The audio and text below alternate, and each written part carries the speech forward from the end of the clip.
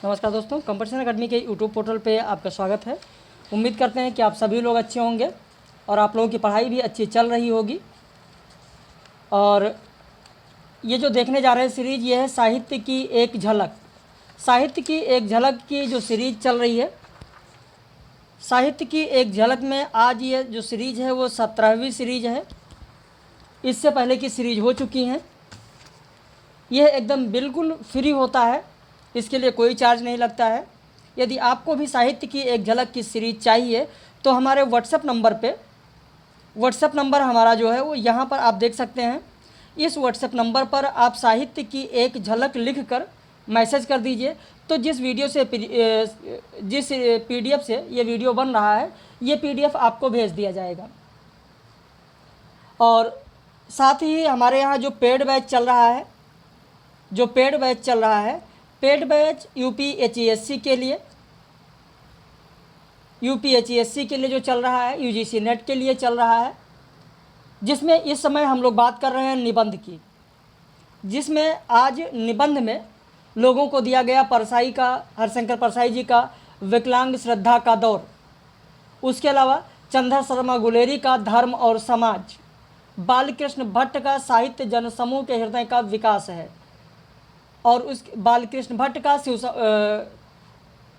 शंभू के चिट्ठे ये दिया गया, बालमुकुंद का। तो इस तरीके से आज जो ये दिया गया है, इसी पर आधारित दोपहर में 2:30 बजे वीडियो लोगों को मिलेगा, रात में 9 बजे लाइव क्लास मिलेगी। डेली टेस्ट सीरीज होती है। कई लोग पूछते रहते हैं, सर ये बताइए कि सिलेबस पूरा होगा या नहीं। भाई सिलेबस नहीं पूरा होगा। आपको अगर विस्तृत में नहीं पढ़ाया जाएगा तो क्या आप रिजल्ट दे पाएंगे? भाई बिल्कुल नहीं। और अगर रिजल्ट नहीं दे पाएंगे आप, तो क्या आप दूसरे को सजेस्ट करेंगे यहाँ पढ़ने के लिए? भाई बिल्कुल नहीं करेगा आदमी। तो इसलिए यहाँ पर सारी चीज़ें, एक एक चीज़, एक एक तथ्य जो आपके पाठ्यक्रम में है, पूरा कंप्लीट कोर्स एग्ज़ाम से पहले आपको दिया जाएगा। और मेरी कोशिश हमेशा यही रहती है कि परीक्षा से पहले पूरे सिलेबस का एक बार रिवीजन ज़रूर करा दें, और होता भी है। जो कोशिश होती है वो पूरा भी होता है, तो रिवीजन भी कराया जाता है। डेली टेस्ट सीरीज भी चल रही है। तो यदि आप जुड़ना चाहते हैं तो आप हमारे इस नंबर पर फ़ोन करके या व्हाट्सएप करके फ़ीस और सारी जानकारी ले सकते हैं। आज के फ़ीस में जो आज एडमिशन होगा, जो सुबह 10 बजे से चल रहा है, उस फीस में विशेष छूट दी गई है, और यह छूट सिर्फ आज ही के लिए वैलिड है। क्या छूट होगी, ये सारी जानकारी आप हमारे इस नंबर पर फ़ोन करके व्हाट्सएप करके जानकारी ले सकते हैं। और यह इंतज़ार ना करें। कुछ लोग कहते हैं सर कुछ नहीं, अब फॉर्म भर लें फिर एडमिशन लेंगे। कुछ लोग परीक्षा की तिथि आ जाए तब एडमिशन लेंगे। ऐसा बिल्कुल भी ना करें। पढ़िए, मेहनत करिए। भाई आपकी ज़िंदगी में होने वाली हर चीज़ के जिम्मेदार आप खुद हो। इस बात को जितना जल्दी आप मान लोगे, ज़िंदगी उतनी ही बेहतर हो जाएगी। और ये ना सोचिए कि भाग्य में जो होगा वो हो जाएगा। अगर नहीं भाग्य में लिखा होगा तो नहीं होगा। भाग्य की बात जो होती है वो 5% होती है, बहुत ज़्यादा भाग्य पर नहीं। कर्म पर विश्वास करिए, भाग्य पर नहीं। भाग्य के दरवाजे पर सर पीटने से बेहतर होगा कर्मों का तूफान पैदा करो, दरवाजे अपने आप खुल जाएंगे। और घबराने की बिल्कुल भी ज़रूरत नहीं है। पूरी मेहनत करिए, आगे बढ़िए, और यह ठान लीजिए मन में कि नहीं, हमको आगे बढ़ना है, हमको कुछ करना है। और जब आप ठान लेते हैं तभी आप आगे बढ़ सकते हैं। जब तक मन में ही नहीं ठानेंगे कि हमको कुछ करना है, सपने ही नहीं देखेंगे, फिर कैसे आगे बढ़ेंगे? और अगर सपना देखा है तो आंखें बंद मत करिए। सपने को साकार करने के लिए अपने मन की आवाज़ को सुनिए, और जब मन की आवाज़ को आप सुनेंगे सपने को साकार करने के लिए, तो स्वयं आप आगे बढ़ते चले जाएंगे। नरेंद्र वर्मा ने कहा है कि सपनों को देखकर आंखें बंद मत करो, कुछ काम करो, सपनों को साकार करो, तुम मन की आवाज़ सुनो। इम्तिहान होगा हर मोड़ पर, हार कर मत बैठ जाना किसी मोड़ पर, तकदीर बदल जाएगी अगले मोड़ पर, तुम अपने मन की आवाज़ सुनो। तो इसलिए मेहनत करिए, कर्म करिए, कर्म करेंगे आप आगे बढ़ेंगे।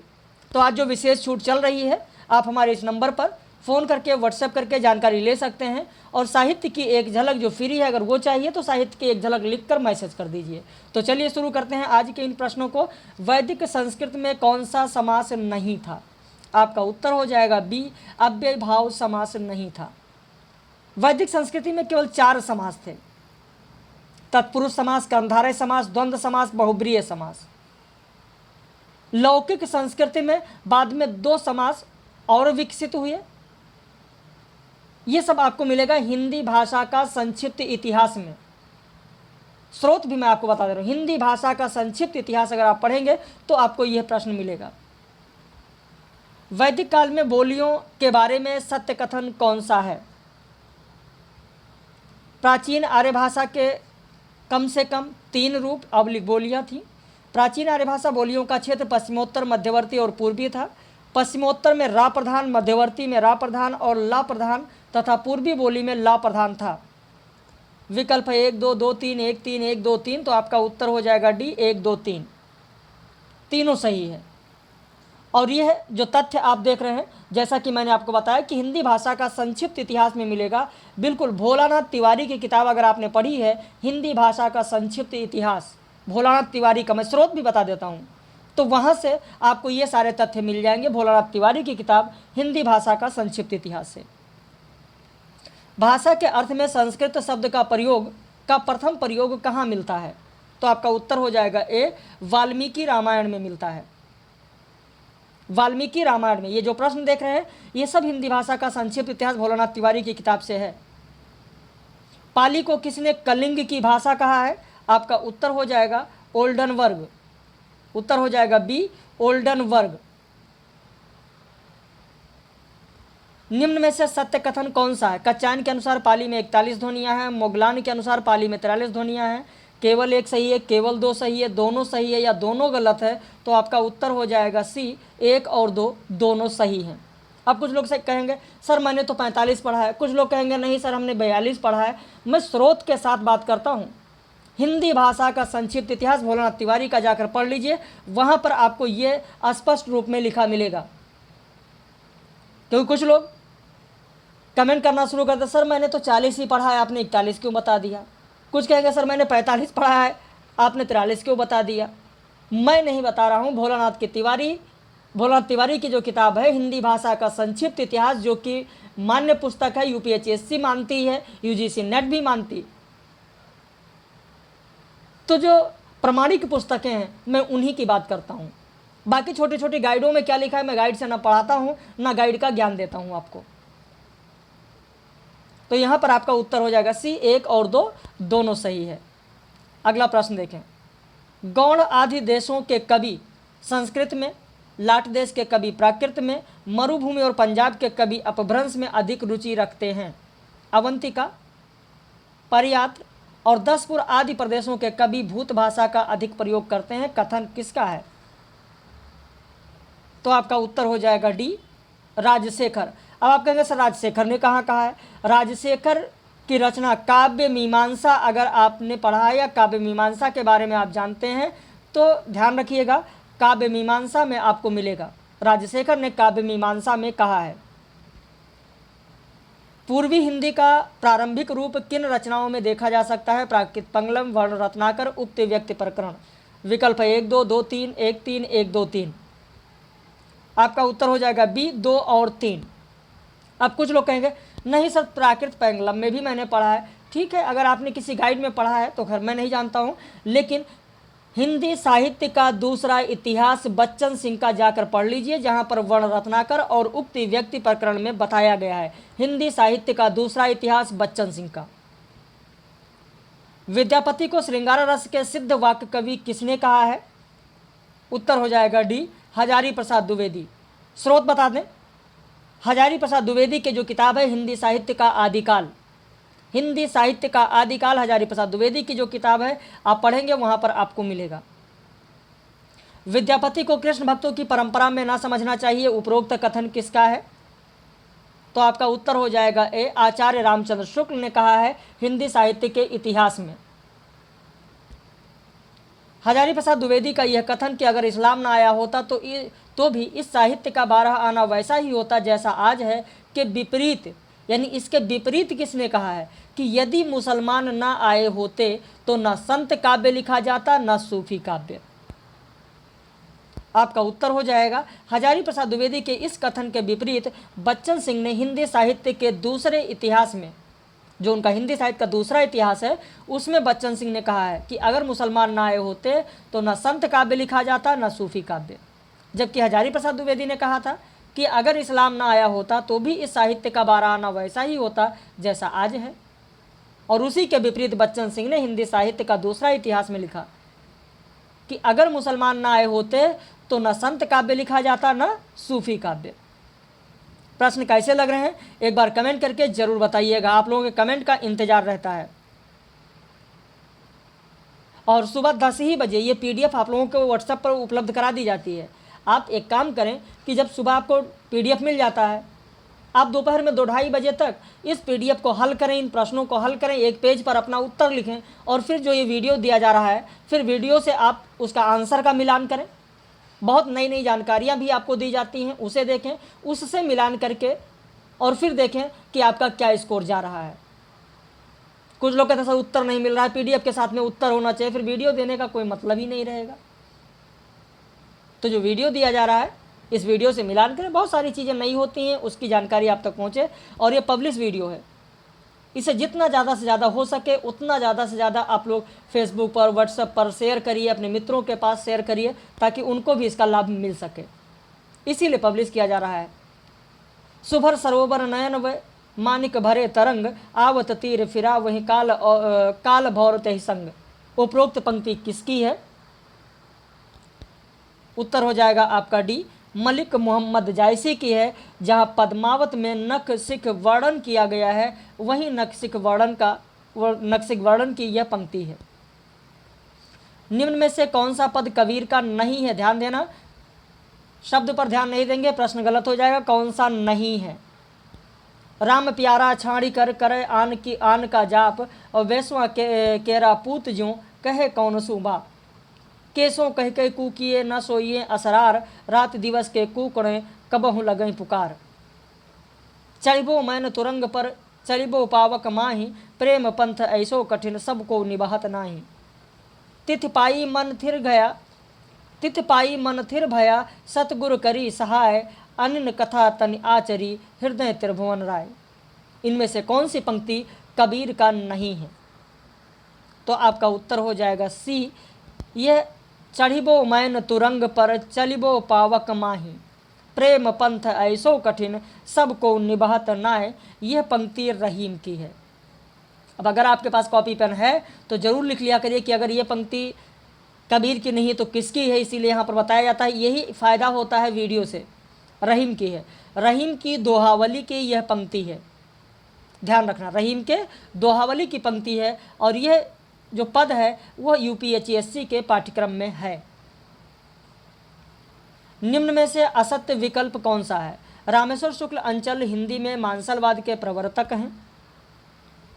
हरिवंश राय बच्चन को छई रोमांस का कवि कहा जाता है। उर्वशी काव्य ग्रंथ में कुल 7 अंक हैं। मुकुल सुभद्रा कुमारी चौहान का काव्य संग्रह है। अब इसमें से आपका गलत हो जाएगा सी, क्योंकि उर्वशी ग्रंथ में 7 अंक नहीं है, इसमें 5 अंक हैं। कितने अंक हैं? तो 5 अंक हैं। अमृत और विष काव्य संग्रह किसका है? ध्यान रखना, यहाँ पर हम लोग अमृतलाल नागर की बात नहीं कर रहे हैं, काव्य संग्रह की बात नहीं कर रहे हैं।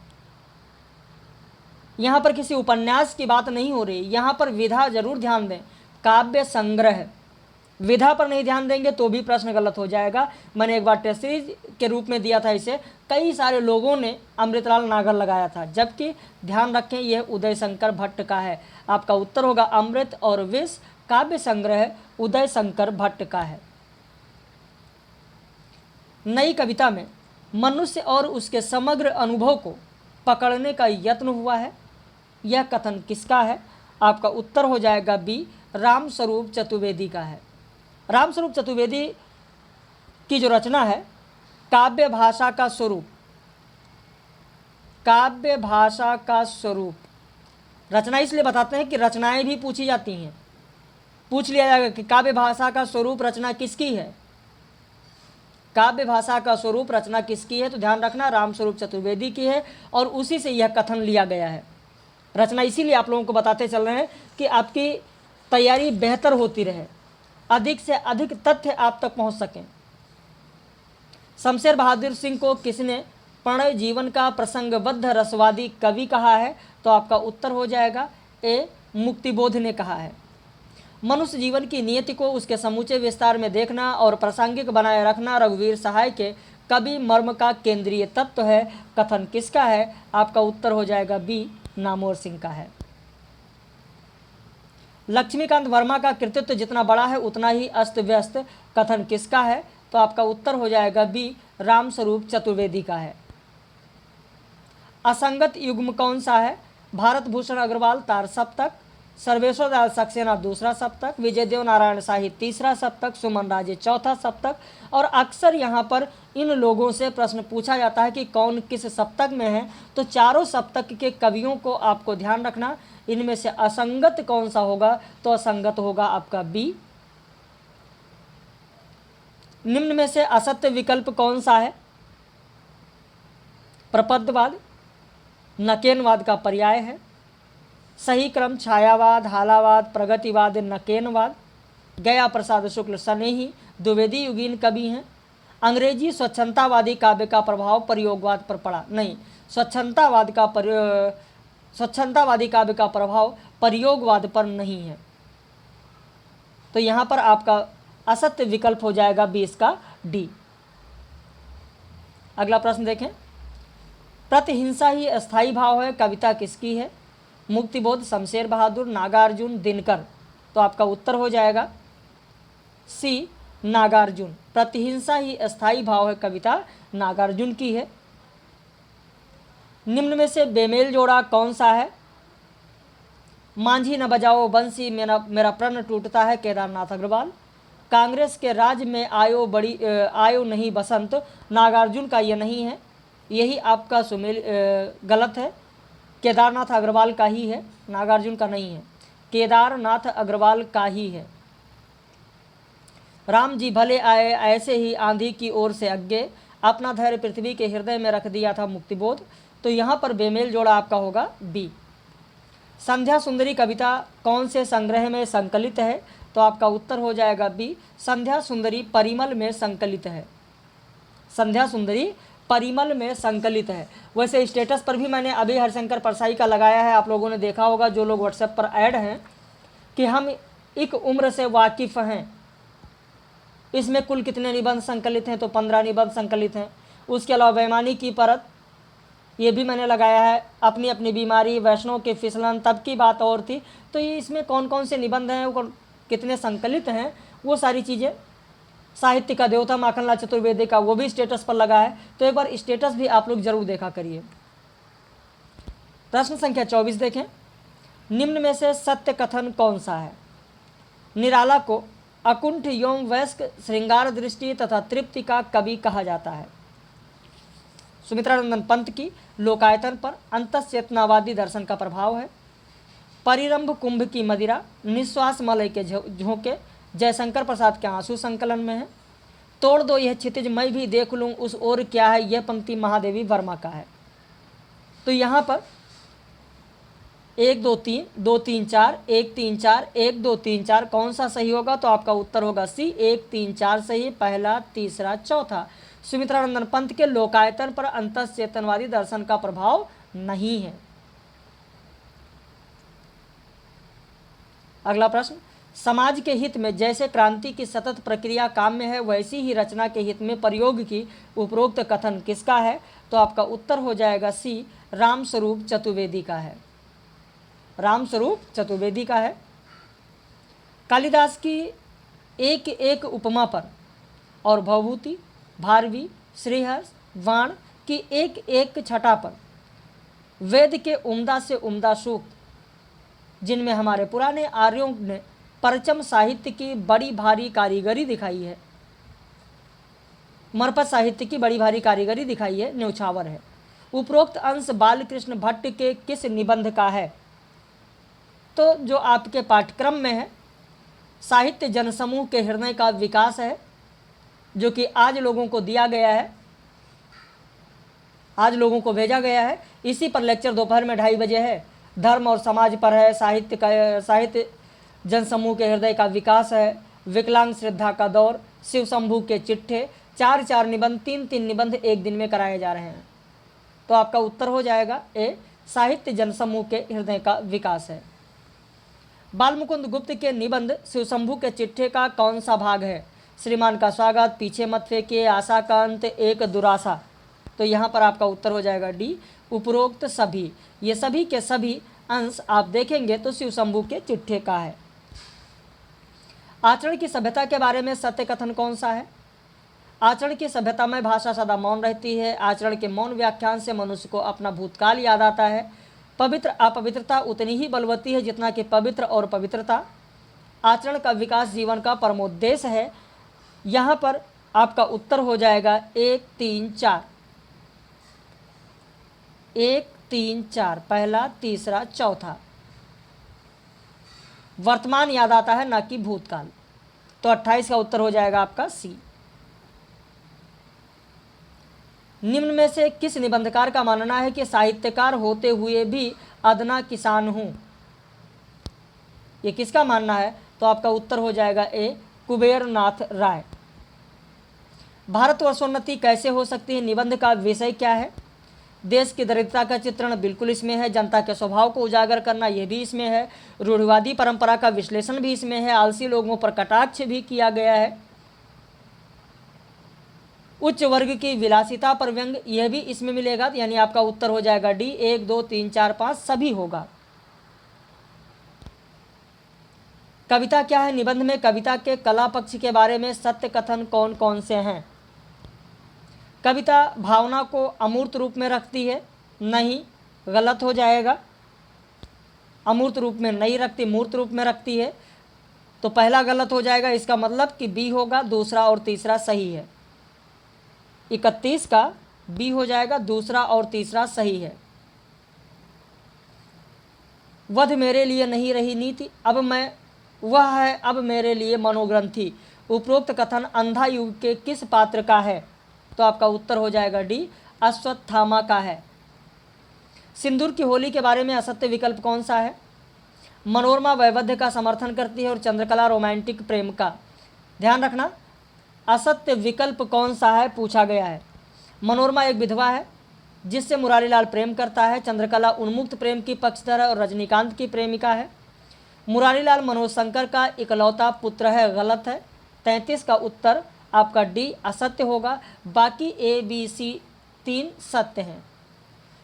चंद्रकला नए विचारों वाले परिवार में जन्मी है। उसने नई शिक्षा पाई है और नए युग की चेतना में उसका संस्कार हुआ है।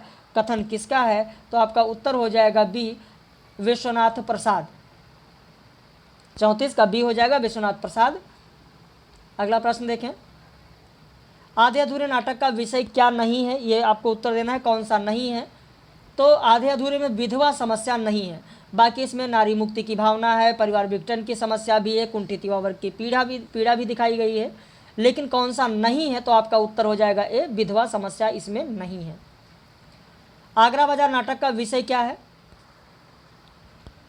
साहित्य की बिक्री पर व्यंग, बिल्कुल सही है।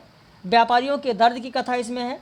आगरा के गांवों, बस्तियों, तालाबों का वर्णन कहीं पर भी आगरा बाजार नाटक में आगरा के गांवों, बस्तियों, तालाबों का वर्णन कहीं पर भी नहीं है। तो आगरा बाजार नाटक का विषय क्या होगा? साहित्य की बिक्री पर व्यंग होगा, व्यापारियों के दर्द की कथा है। कोसी का घटवार कहानी के बारे में असत्य विकल्प कौन सा है? असत्य विकल्प, यह एक आंचलिक कहानी है, बिल्कुल सही है। इस कहानी में प्रेम परास्त नहीं होता है। बिल्कुल, प्रेम ही तो हार जाता है अंत में। जो प्रेम है वही तो हारता है, वही तो परास्त होता है। तो बी आपका गलत होगा। इसमें लक्ष्मा की आर्थिक तंगी का भी वर्णन है। फौजी गुसाई और लक्ष्मा की प्रेम कहानी है।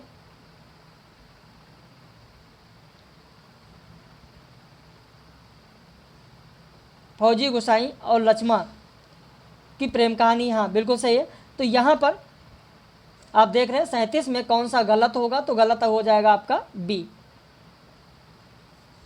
निम्न में से किसका जन्मकाल सबसे बाद का है? जैनेन्द्र कुमार, इलाचंद जोशी, अज्ञे, डॉक्टर देवराज। तो आपका उत्तर हो जाएगा डी, डॉक्टर देवराज। विष्णु प्रभाकर कृत निशिकांत उनके किस उपन्यास का ही पुनर्लिखित रूप है? आपका उत्तर हो जाएगा ए, ढलती रात। अज्ञे के किस रचना को 4 संवेदनाओं का अध्ययन कहा जाता है? 4 संवेदनाओं का अध्ययन, नदी के द्वीप, बहुत ही महत्वपूर्ण है, ध्यान रखना। नदी के द्वीप को 4 संवेदनाओं का अध्ययन कहा जाता है। अगला प्रश्न, हाँ ध्यान रखना, ये वीडियो पब्लिश वीडियो है, जितना ज़्यादा से ज़्यादा हो सके उतना ज़्यादा से ज़्यादा आप लोग शेयर करें।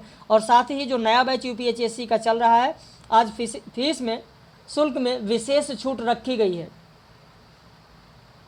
अगर वो छूट आप लेना चाहते हैं, एडमिशन लेना चाहते हैं, तो आप हमारे इस नंबर पर फ़ोन करके व्हाट्सएप करके फ़ीस और सारी जानकारी और छूट के बारे में जानकारी ले सकते हैं। छूट केवल आज ही तक रहेगा, इस चीज़ का ध्यान रखिएगा। और साहित्य की एक झलक, जिससे वीडियो आप देख रहे हैं, ये पीडीएफ अगर चाहिए तो साहित्य की एक झलक लिखकर आप मैसेज कर दीजिए, आपको पीडीएफ मिल जाएगा फ्री में। पीडीएफ कोई चार्ज नहीं लगेगा। इलाचंद जोशी का कौन सा उपन्यास आत्मकथात्मक प्रविधि में लिखित एक युवती के पश्चाताप की कथा है? तो आपका उत्तर हो जाएगा ए, घृणामयी। बसंती उपन्यास में दिल्ली महानगर में झुग्गी में रहने वाली बसंती के पूर्वज किस राज्य के हैं? आपका उत्तर हो जाएगा डी, राजस्थान के हैं। निम्न उपन्यास और उपन्यासकार का बेमेल जोड़ा कौन सा नहीं है? बेमेल जोड़ा कौन सा नहीं है? ध्यान देना, बेमेल कौन सा नहीं है, यानी सुमेलित कौन सा है?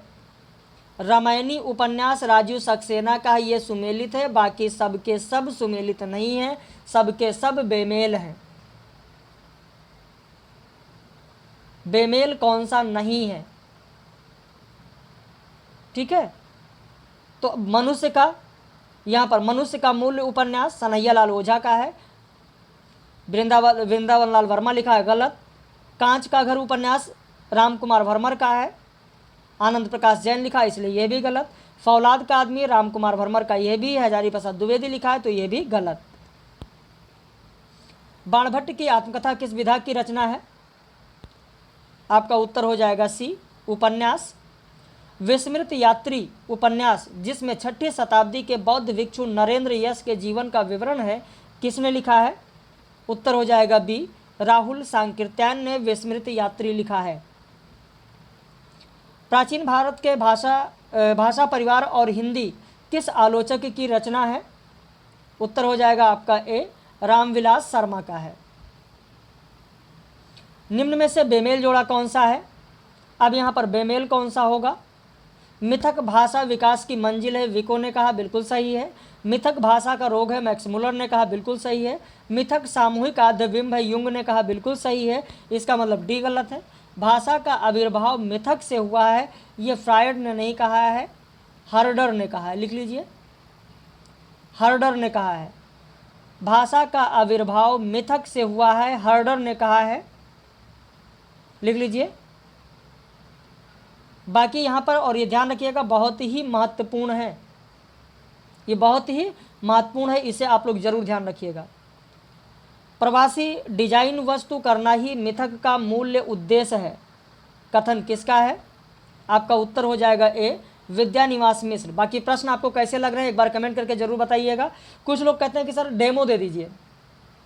डेमो हमारे चैनल पर बहुत सारे वीडियो पब्लिश है, इसीलिए तो पब्लिश किया जाता है कि लोग देख सकें। और आप एक नहीं 2 4 10 वीडियो देखिए, जब पूरी तरीके से संतुष्ट हो जाइए फिर आप एडमिशन लीजिए। और एक एक टॉपिक जो आपके पाठ्यक्रम में है सब पर आपको विस्तृत वीडियो मिलेगा। कुछ लोग कहते हैं सर विस्तृत पढ़ाया जाएगा या नहीं? भाई विस्तृत नहीं पढ़ोगे तो क्या प्रश्नोत्तरी पढ़कर आप क्वालिफाई कर पाओगे? संभव ही नहीं है। तो विस्तृत तो पढ़ाया ही जाएगा, विस्तृत नहीं पढ़ेंगे फिर कैसे होगा? जैसा कि मैंने बताया, आज विस्तृत वीडियो मिलेगा। जो निबंध चल रहा है, निबंध में विकलांग सिद्धांत के दौर पर मिलेगा, धर्म और समाज पर मिलेगा, साहित्य जनसमूह के हृदय का विकास है, शिव शंभू के चिट्ठे। जबकि इससे पहले जो विस्तृत वीडियो दिया गया मजदूरी और प्रेम पर दिया गया, कविता क्या है उस पर दिया गया, आचरण की सभ्यता पर दिया गया, कवि कर्तव्य पर दिया गया। और उससे पहले यानी परसों महाकवि की तर्जनी, अस्ति की पुकार हिमालय, उत्तरा फाल्गुनी के आसपास, उस पर दिया गया है। और कल जो होगी वो आचार्य रामचंद्र शुक्ल का श्रद्धा और भक्ति पर होगा। हजारी प्रसाद द्विवेदी का नाखून क्यों बढ़ते हैं उस पर होगा। और विवेकी राय का उठ जाग मुसाफिर पर होगा। तो इस तरीके से इसी क्रम में हम लोग आगे चल रहे हैं। तो नया बैच चल रहा है, यदि आप भी जुड़ना चाहते हैं तो बिल्कुल जुड़ सकते हैं। हमारे नंबर पर आप फीस और सारी जानकारी ले सकते हैं। सुधिया उस चंदन के वन की काव्य पंक्ति किसकी है? इसको भी बहुत सारे लोग गलत करते हैं। उत्तर हो जाएगा बी, गिरिजा कुमार माथुर। अब कुछ लोगों के समझ में तो अभी भी नहीं आ रहा होगा, जल्दबाजी अगर कर रहे होंगे तो अभी भी कुछ लोगों के समझ में नहीं आ रहा होगा। कुछ लोग कह रहे होंगे विष्णुकांत शास्त्री। मैं क्या पूछ रहा हूँ, सुधिया उस चंदन के वन की काव्य पंक्ति जो गिरिजा कुमार माथुर की है उसी को आधार बनाकर और वहीं से विष्णुकांत शास्त्री ने रचना लिखी। सुधिया उस चंदन के वन के संस्मरणात्मक लेख जो लिखा, जो संस्मरण है सुधिया उस चंदन के वन की विष्णुकांत शास्त्री की, उसका जो शीर्षक है सुधिया उस चंदन के वन की, वो शीर्षक उन्होंने लिखा गिरिजा कुमार माथुर की काव्य पंक्ति से। और ये गिरिजा कुमार माथुर की काव्य पंक्ति है सुधिया उस चंदन की वन की। और ये मैं नहीं कह रहा हूँ, अगर सुधिया उस चंदन के वन की किताब आपके पास है, सुधिया उस चंदन के वन की अगर आपके पास किताब है तो बिल्कुल उस किताब की आप भूमिका पढ़ लीजिए। अगर उस किताब की भूमिका आप पढ़ेंगे तो आपको मिल जाएगा जहाँ पर उन्होंने खुद कहा है कि सुधिया उस चंदन के वन की का शीर्षक मैंने वहीं से लिया है। वो खुद कहते हैं, मैं एक बार बता देता हूँ। उन्होंने लिखा है कि इस तरह ये संस्मरण लिखे जाते रहे और कालांतर में संकलित होकर पुस्तक का रूप धारण कर बैठे। चंदन तरु सादृश्य विविध असाधारण प्रतिभाशालियों की स्मृतियों का संकलन इस कृति में है। इसका ध्यान आते ही कविवर गिरिजा कुमार माथुर की एक पंक्ति मन में कौंधी, सुधिया उस चंदन के वन की, और वही पंक्ति इस पुस्तक की संज्ञा बन बैठी। गिरिजा कुमार माथुर जी का ऋण स्वीकारता हूँ। ये विष्णुकांत शास्त्री ने सुधिया उस चंदन की भूमिका में लिखा है। तो किसी भी जो भी पुस्तक, जो भी आपके पाठ्यक्रम में जो भी विधाएं हैं, उन विधाओं की भूमिका जरूर पढ़िए। भूमिका से एक ना एक प्रश्न आपको अक्सर परीक्षा में मिलता है। अगर सुधिया उस चंदन के वन की भूमिका की बात करें तो उन्होंने लिखा है कि तुलसीदास ने संत सज्जनों को चंदन तरु के सदृश कहा है, जो अपनी सुगंध पात्र अपात्र का विचार न कर सबको बांटते रहते हैं। इसी परंपरा में पद्माकर की एक विलक्षण पंक्ति याद आ जाती है, कहाँ पद्माकर सुगंध की तरंग जैसो पायो, सत्संग फेर पाइबो कहाँ रहो। पूछा जा सकता है कि सुधिया उस चंदन के वन की भूमिका में विष्णुकांत शास्त्री ने किसके पंक्ति का उदाहरण दिया है? तो पद्माकर की पंक्ति का उदाहरण दिया है। पद्माकर की कौन सी पंक्ति? तो कहाँ पद्माकर सुगंध की तरंग जैसो पायो और सत्संग फेर पाइबो कहाँ रहो। तो इस तरीके से एक बार भूमिका आप लोग जरूर पढ़े। अगर भूमिका पढ़े होते तो आप तुरंत उत्तर लगाते गिरिजा कुमार माथुर। महादेव वर्मा का मेरा परिवार में नीलू कौन है? तो आपका उत्तर हो जाएगा यहाँ पर नीलू। नीलू कौन है? तो आपका उत्तर हो जाएगा डी, कुत्ता। तो ऐसे मैं जो बता रहा हूँ, ऐसे मेरा परिवार, महादेव वर्मा का जो मेरा परिवार है, अगर उसे आप पढ़ेंगे तो वहाँ से भी आपको बहुत सारी चीज़ें सीखने को मिलेंगी। बार बार आप लोगों को ये चीज़ इसीलिए बताया जाता है कि जो भी रचनाएं आपके पाठ्यक्रम में लगी हैं उन्हें आप लोग ज़रूर पढ़ें, जो पाठ्यक्रम में दिया गया है। अब अगर आप पढ़े होते महादेव वर्मा का मेरा परिवार, अगर आप पढ़े होते तो वहाँ पर एक एक चीज़ आपको सारी चीज़ें वहाँ पर मिल जाती भाई। चाहे वो नीलकंठ हो, चाहे गिल्लू हो, चाहे सोना हो, चाहे दुर्मुख हो, चाहे गौरा हो, चाहे नीलू हो। भाई नीलकंठ कौन है? नीलकंठ मोर है। नीलकंठ कौन है? तो मोर है, आप लोगों ने पढ़ा ही होगा। ऐसे गिल्लू कौन है? गिल्लू गिलहरी है। सोना कौन है? सोना हिरनी है। तो जो पाठ्यक्रम में दिया गया है, दुर्मुख कौन है? तो दुर्मुख खरगोश है।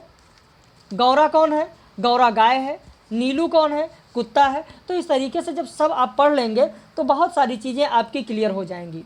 तो मुझे उम्मीद है कि ये वीडियो आप लोगों को पसंद आया होगा। तथ्य कैसे लग रहे हैं साहित्य की एक झलक में ज़रूर एक बार बताएं। और यदि आज छूट चल रही वो छूट आप लेना चाहते हैं, पेड बैच ज्वाइन करना चाहते हैं, तो इस नंबर पर हमारे फ़ोन करके व्हाट्सएप करके फ़ीस और सारी जानकारी आप ले सकते हैं। हम लोग फिर मिलेंगे कल साहित्य एक झलक 18 में। बाकी अपने पेड मेंबर से रात में 9 बजे लाइव कक्षा में मिलेंगे।